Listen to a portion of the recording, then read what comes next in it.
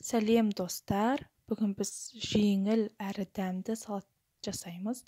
Бізге керегі сәбіз, қияр және чеснок. Сәбізімізді теркадан өткізіп аламыз, қиярымызды ортасынан бөліп тураймыз. Және де чеснокты, үйлеріңізде чеснок выжималка болса, сонымен де қысып алуға болады чесногымызды. Ал мен өзім қолмен турап алдым. Маған солай оңайырақ.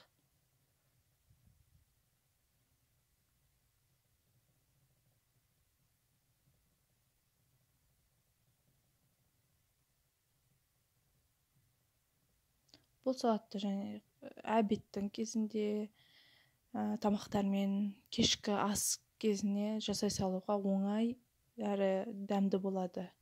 Чесноктың дәмі өте жақсы сіңіп, күшті дәм береді, аппетитті ашады.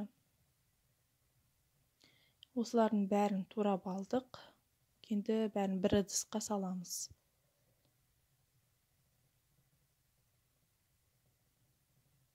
Дәмдеуіштерді өздеріңіз қосуларыңызға болады, әрқалай.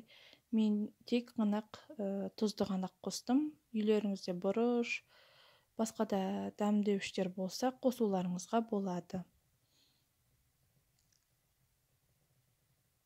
Бұны маймен, оливки масламен араластыруға болады, және де майонезбен.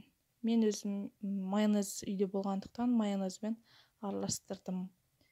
Бұл майонезбен араласқанда бұл тоже тәтті, дәмді болады. Сіздерге жасап көрулеріңізге кеңес беремін. Тамақпен бірге жеуге өте дәмді ас болсын. Өте жеңіл, тез жасалатын салат. Көргендеріңізге рахмет.